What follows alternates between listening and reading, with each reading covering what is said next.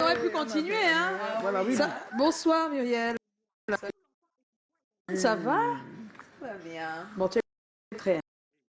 Tu n'es pas encore entrée. Il faut répondre. On est là. C'est perdu toute seule, hein. C'est pas gros. Qu'est-ce qui se passe? Il faut un son pour Muriel Blanche. Hein. Je vais contacter mes amis. Ah bon, hein? Oui, Muriel Blanche. Oui, on va faire 100 Muriel Blanche.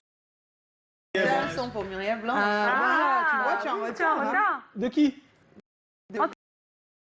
Si, j'ai déjà vu ça. Ta beauté, oui. Si. Non, on avait préparé la... C'est le volet. Rachida Valio. Voilà. Bon, je pose ma question. Pose ta question. Alors, Muriel Blanche, tu dois avoir un quotidien quand même compliqué. Un moment, tu es sur un plateau de tournage, un autre, tu es en promo, un autre, tu es parti pour l'émission. J'ai envie de connaître quel est peut-être ton quotidien, ton programme au jour le jour. Mon programme, c'est un peu complexe des fois. C'est très difficile.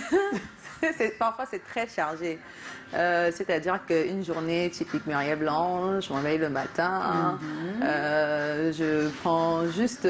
habituellement, je ne prends même pas de petit déjeuner le matin parce que ça pèse. Et j'aime sortir le ventre vide, comme ça j'aurai l'énergie pour travailler.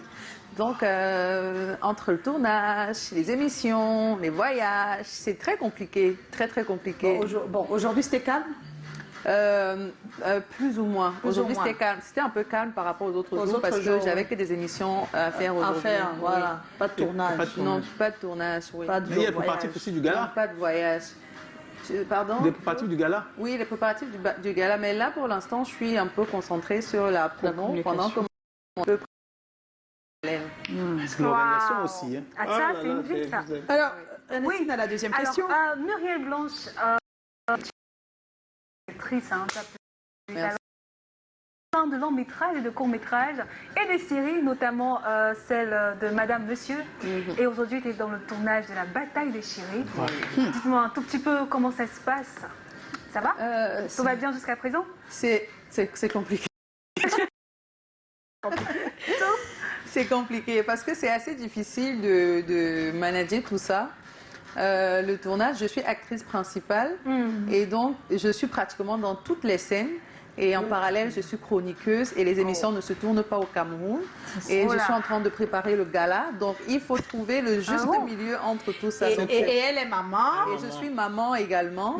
Entrepreneur. Et je suis entrepreneur aussi. Combien d'heures de sommeil, par Et exemple? petite amie aussi. Et petite amie aussi. C'est beaucoup, hein? Ça fait vraiment beaucoup. C'est difficile à gérer, mais bon, après, je pense que question organisation, je m'en sors pas mal, même si il y a des moments où je suis un peu surmenée.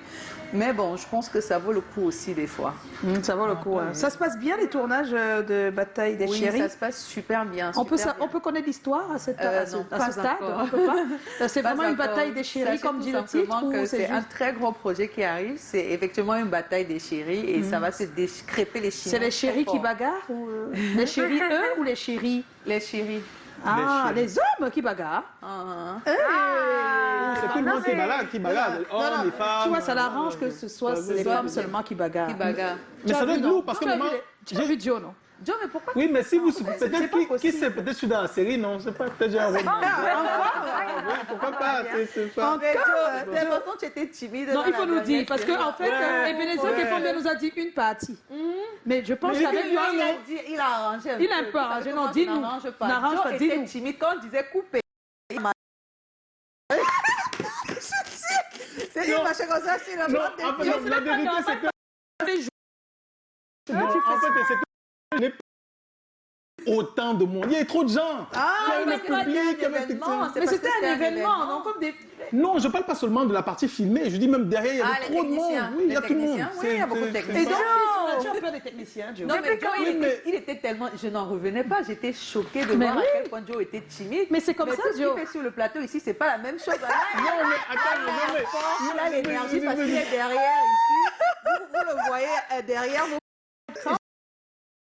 vérité, Joe, c'est un timide de Bon, ouf. mais je ne savais pas qu'il devait être pour ça. J'imaginais qu'on devait... Il faut le caster tout le temps comme ça. Il va. C'est comme ça qu'il connaît son micro, il marche Oui, comme ça. voilà. Ah, tu as bien la tout dit, là. Joe. Bon, après ça, on va plus me solliciter nulle part. Non, elle va te solliciter, elle va te former. Solliciter. Il n'y a pas de Voilà. Je veux pas te donner. Alors, est-ce que tu peux nous parler de la distribution des rôles de manière générale, parce que c'est toi qui coiffe un peu ça déjà. Ça fait déjà 2 projets. Oui, 2 projets. Deux projets. Comment ça se passe réellement? Alors, Quand on est, je reçois je reçois le synopsis avant et la Bible des personnages. Et en fonction de la Bible des personnages, j'essaye déjà de cibler les acteurs principaux. Je regarde en fonction du profil de personnages, les caractéristiques qui sont définies dans la Bible de personnages. Et maintenant, après le casting, je peux identifier qui peut jouer quel rôle et quel profil correspond à telle personne, tel personnage peut aller avec telle personne. Donc, c'est un peu ça, c'est aussi simple que ça. Est-ce qu'il est arrivé que tu te trompes? Oui, des fois, ça arrive de temps à autre, ça arrive. Comment tu fais dans ce cas? Tu as déjà on pris essaye quelqu'un? Le metteur en scène essaye juste de remédier à ça sur le plateau directement. Mais ce qu'on fait habituellement, c'est que pour les nouveaux, on prend la peine ils ont une session de travail avant avec monsieur Ebenezek et Pombia. D'accord. Donc, il essaie de les former. Ils ont peut-être 2 ou 3 sessions de travail pour essayer vraiment d'entrer dans la peau du personnage avant le début du tournage. Intéressant. C'est difficile? Oui, c'est très difficile. C'est très, très difficile. Surtout quand tu reçois des messages. Tu reçois 1000 messages, 2000 messages, 3000 messages des personnes qui veulent jouer. Tout le monde veut jouer. Mais au final, tu ne peux choisir que 10 personnes, 20 personnes, 30 personnes. Et c'est assez difficile de voir des gens partir le cœur brisé parce qu'ils n'ont pas été retenus. Sont quand même le moyen de communication par lequel tu t'exprimes le plus, hein, on le voit bien. En quoi c'est des fois malsain pour toi? Quand est-ce que tu trouves que c'est pas sain pour toi? Quand les gens sortent les choses de l'extérieur, c'est vraiment malsain. Parce que parfois, tu peux dire quelque chose de façon innocente, avec beaucoup de bonnes intentions, mais la façon que les gens le reçoivent, c'est vraiment avec beaucoup de méchanceté, beaucoup d'aigreur. Et du coup, tu te dis, mais peut-être c'est pas cette façon-là que j'aurais dû utiliser pour transmettre mon message, ou j'ai dû faire comme quelque part, ou peut-être j'aurais pas simplement dû transmettre ce message. Oui. Ouais. Et je trouve que sur les réseaux sociaux, les gens mettent beaucoup de pression sur les autres personnes sans savoir ce qu'ils vivent au quotidien. Ouais, ben, tu peux leur parler, hein, c'est l'occasion. Oui. Tu regardes la caméra et tu leur dis vraiment aux internautes qu'est-ce qu'ils devraient faire pour ne pas mettre moins de pression sur les personnalités publiques, parce qu'en réalité, vous ne savez pas ce que ces personnes-là vivent au quotidien. On fait le maximum pour vous qui est, ce qu'on veut que vous voyez, mais en réalité, ce sont des personnes derrière qui ont un cerveau de sentiments qui sont susceptibles à certaines phrases, à certains mots. Tout le monde n'a pas la force de Muriel Blanche, par exemple, pour encaisser tout un peu indulgent, et essayer de valoriser du mieux que vous pouvez les personnalités de votre pays, parce que à la fin de la journée, c'est notre pays qu'on représente, même si on le fait dans le bon sens, sans toutefois nous viser tout le temps avec des pieds, parce qu'un jour vous allez nous viser. Oh, c'est bien dit, un très beau message en tout cas. Et là, depuis que tu travailles sur l'événement, la soirée qui arrive, on va en parler, hein. Est-ce que les internautes partagent autant que quand tu... Voilà. Non, il faut parler. Là, honnêtement, je suis choquée. Voilà. Parce que les gens ont de ne voir que le côté strass, paillettes, bling bling. Mais quand tu montres les réalités, c'est-à-dire où tu les attends vraiment, que oui, c'est le moment de vous montrer, présentez-vous, c'est là que j'ai besoin de vous.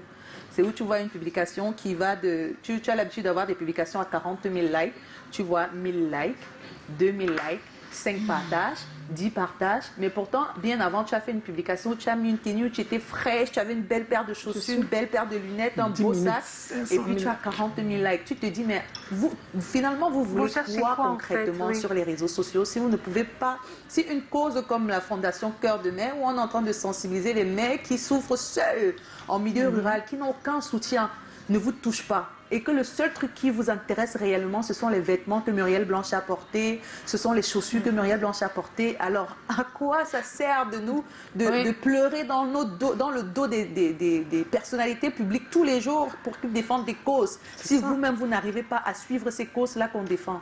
C'est quand même en fait, c'est vers là que j'allais arriver parce que je suis parmi les personnes qui fait le reproche à toutes les personnalités publiques. Je pense que je te l'ai fait aussi ici une fois, de ne pas mettre plus en avant ce que vous faites derrière toutes ces belles tenues, de mettre plus ce genre de photos pour attirer l'attention des gens sur plutôt ce qu'on fait que ce qu'on porte. Et c'est parce que justement j'ai vu que c'est très compliqué sur les réseaux sociaux. Les gens préfèrent autre chose que j'en parle. C'est l'occasion ici de parler donc de cette soirée que tu vas organiser avec toute ton équipe. Hein, c'est la fondation qui le fait. Donc tu n'es pas qu'une dame du cinéma, tu es aussi présidente de la fondation Cœur des Mères. Tu as mis sur pied avec tes sœurs. Parle-nous de la fondation. Et puis ensuite on va parler un peu de ce que vous organisez. D'accord. Alors, la fondation a été créée en 2017 par mes sœurs et moi, ma grande sœur Ghislaine Mangwa, ma sœur jumelle Oscarine Nana. Nous décidons en 2017 de créer la fondation suite au décès de notre maman qui est décédée en 2014. De suite d'une courte maladie. Bon, une courte maladie, c'est comme si elle était malade d'un arrêt cardiaque. Et cette mort nous a vraiment surpris. On ne s'y attendait vraiment pas parce que notre maman, c'était quelqu'un qui avait beaucoup de force, de caractère, d'énergie. C'était quelqu'un qui était en permanence en train de fight, de bagarrer pour envoyer ses enfants à l'école, pour subvenir aux besoins de ses enfants. Elle se levait tôt le matin, elle partait au champ à 5 h, à midi, elle est rentrée. Elle va gérer son bar à 15 h après avoir fait à manger et elle revient à 21 h, 22 h le matin, elle reprend le même... Elle était très forte. Oui, elle était vraiment forte, elle était super forte et elle cachait toujours ses faiblesses pour que ses enfants ne soient pas peinés, pour que ses enfants ne puissent pas voir à quel point elle se bat pour nous. Et donc, quand elle est décédée, ça nous a vraiment touchés. Parce que ma mère, c'était le genre de personne qui peut être malade, mais tu es à côté d'elle, tu ne sais pas qu'elle est malade parce qu'elle prend ça, elle prend tout ça sur elle. Et voilà, elle est tombée comme ça un jour sous le poids de la vie, après avoir consacré toute sa jeunesse et toute sa vie pour nous éduquer. Et sa mort nous a tellement touchés et qu'on a décidé de transformer notre faiblesse en force et de transformer notre douleur en projet. Parce que juste au moment où nous, on a eu la capacité de pouvoir prendre soin d'elle, elle est partie et donc on a dit qu'on pouvait orienter ça vers les mamans qui sont dans la même situation parce qu'on s'est rendu compte qu'il y a beaucoup de mamans aussi qui traversent les mêmes choses. Qui sont exposées à ce type de risque-là, à ce type de risque. Et donc, voilà quoi. Et elles sont abandonnées à elles-mêmes avec de multiples enfants à leur charge. Et par conséquent, il n'y a pas des centres chargés de leur orientation, de leurs conseils et même de leur soutien. C'est pour ça qu'on a choisi cette zone d'intervention-là pour les mamans en milieu rural qui sont seules à élever leurs enfants. Exactement. Qu'est-ce qu'elle représente pour toi? C'est notre vie à mes sœurs et moi. C'est toute notre vie, c'est notre histoire. Parce que nous-mêmes, nous sommes le fruit de ce type d'éducation-là. Donc, on se dit qu'on connaît mieux l'histoire, on peut mieux la raconter, on peut mieux comprendre ces mamans qui se retrouvent dans ce genre de situation, et même les enfants. Parce que moi-même, j'étais amenée à soutenir ma mère dans les tâches. Et j'étais aussi amenée à sortir le matin, parfois à 5 h, je vais au marché, je déposais des vivres frais au marché avant de retourner me doucher pour aller à l'école. Donc, ça me porte, je tiens, c'est une cause qui me tient vraiment à cœur parce que je me sens directement concernée. Cette vie-là, c'est ma vie. C'est ce que j'ai vécu. J'ai grandi en milieu rural et je suis la personne la mieux indiquée pour pouvoir parler de ce projet et le représenter. Alors, la Fondation organise une soirée de gala, Mother's Heart Gala. Qu'est-ce qui est prévu exactement? Voilà, le but de la soirée de gala, Mother's Heart Gala by Muriel Blanche, c'est justement de présenter la Fondation parce que on a suspendu les activités de la Fondation en 2018 parce que ma grande sœur, qui était la présidente, a été sévèrement malade. Elle était atteinte d'une maladie sévère appelée le lupus, qui l'a vraiment consumée et elle a fini par l'affaiblir et elle a perdu quelques mobilités qui aujourd'hui, grâce à Dieu, reviennent tout doucement. Et donc, en janvier dernier, on a fait de moi la présidente de la Fondation. Et mon objectif, justement, en tant que présidente, c'est de construit un centre multifonctionnel d'insertion socio-professionnelle des mères du milieu rural. Et l'objectif de ce centre-là, justement, c'est de permettre à ces mamans de pouvoir s'autonomiser, de créer des emplois, de les accompagner dans des formations et des conseils, des créations, et permettre à ces mamans, justement, de pouvoir entreprendre et de s'en sortir, oui, autrement, oui, que de se concentrer essentiellement sur les travaux champêtres. On veut élargir un peu les possibilités. Pour elles. Et donc, la fondation est basée sur 4 axes, notamment le soutien à l'éducation, parce que ça ne concerne pas que les mamans, mais également les enfants. Et notre but, justement, avec les enfants, c'est de pas seulement les scolariser, mais c'est de les suivre à travers des systèmes de parrainage. C'est-à-dire que toi, par exemple, Tata Joy, tu peux décider de prendre un enfant à ta charge et de commencer sa scolarité jusqu'à la fin de son cursus. Pas seulement scolariser, mais suivre également, donner des conseils. Parrainer vraiment l'enfant. Parrainer vraiment l'enfant, exactement. Parent d'adoption. Oui. On va les accompagner. Le soutien aux travaux champêtres, le soutien à la santé.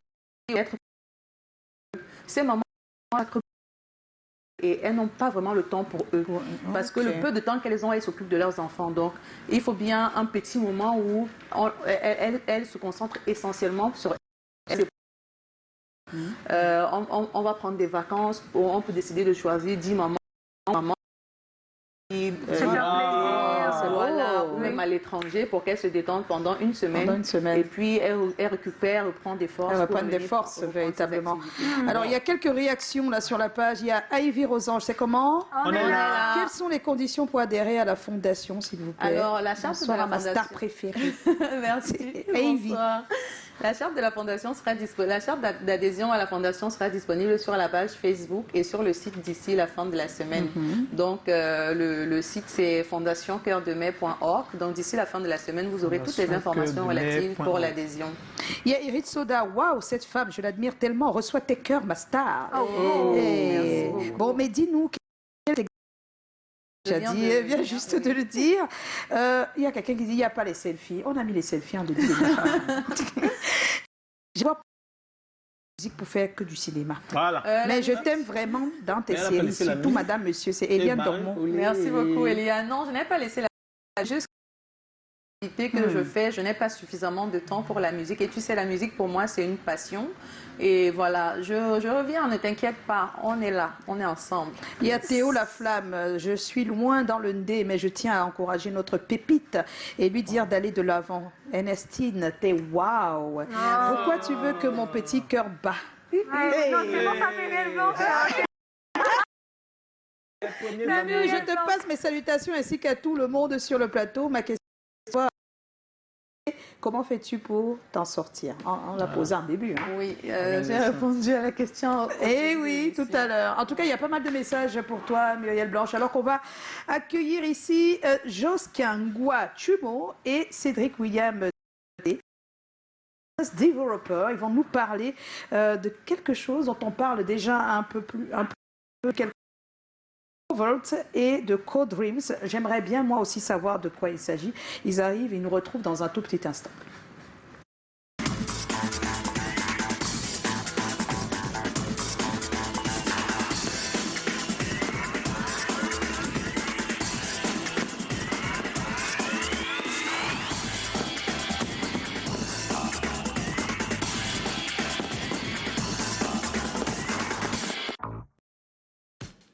Imaginez un instant, étudier et travailler dans un pays où la qualité de vie est à son apogée, où les opportunités sont à chaque coin de rue.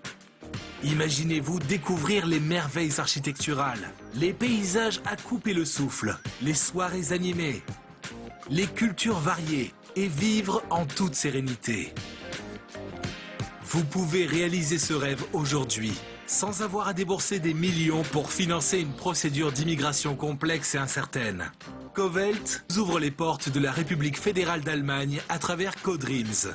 Avec CoDreams, vous bénéficiez de bourses d'études, de stages et formations professionnelles et des emplois qualifiés en République fédérale d'Allemagne, quel que soit votre domaine.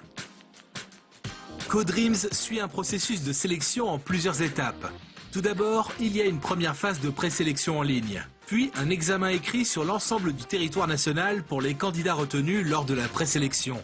Enfin, la dernière phase de sélection permet de choisir les meilleurs candidats parmi les lauréats de l'examen écrit et de financer leur procédure de voyage jusqu'à l'achat du billet d'avion. Ne ratez surtout pas cette occasion de réaliser vos rêves en République fédérale d'Allemagne.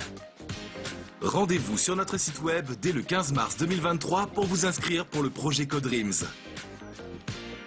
Covelt tiendra une conférence gratuite le samedi 18 mars 2023 dans la ville de Douala à l'immeuble Bissek situé au feu rouge Besseng. Pour toute information supplémentaire, vous pouvez nous joindre au numéro et aux adresses suivantes.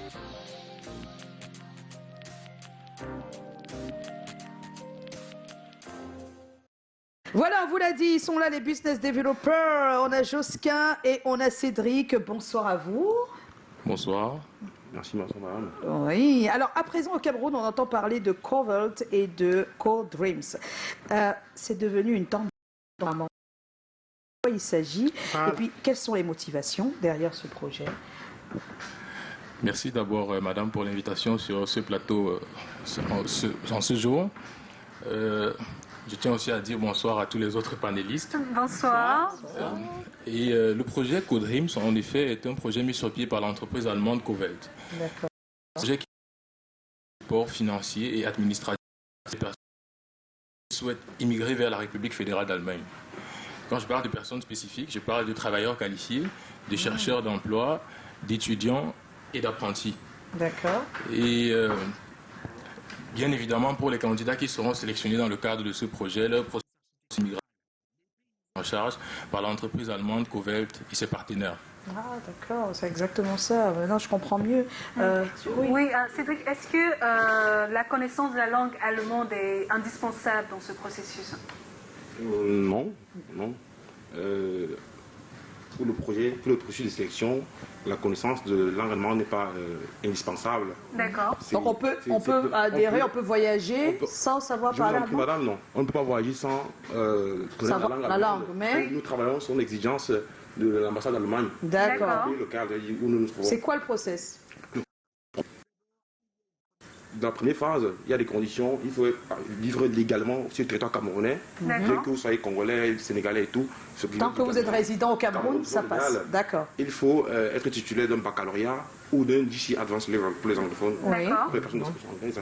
Oui. Voilà les conditions pour la phase première. Oui. Et à l'issue de cette phase-là, on va sélectionner les meilleures, les personnes dont nous trouvons qu'elles ont la stature, la bonne graine. Pour Le profil attendu. Le profil attendu. Et ce sont ces personnes-là qui iront en phase de seconde. Elles auront le droit de participer à l'examen écrit, à ce concours. Bon. L'examen écrit est en quelle langue alors? Et il y a le choix. Le candidat a le choix entre l'anglais et le français. D'accord. La suite, c'est quoi? Bon, il est très important de comprendre les trois phases, parce que le projet est structuré en trois phases. Donc là, on était à la deuxième phase, c'est ça? Effectivement. La troisième phase est donc la phase définitive durant laquelle les candidats qui verront leur procédure d'immigration pris en charge par l'entreprise Covelt seront sélectionnés. D'accord. Mais il est important de spécifier ici que ce n'est pas tous les candidats qui vont réussir, qui seront financés.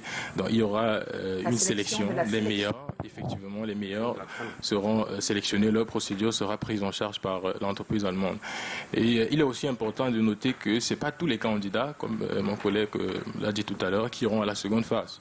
Puisqu'il y aura un premier tri. Et durant cette première phase, le profil et la motivation du candidat seront évalués. Cette première phase, elle est gratuite. Tout le monde peut candidater à condition de remplir les deux points effectivement, que mon collaborateur a précédemment énumérés.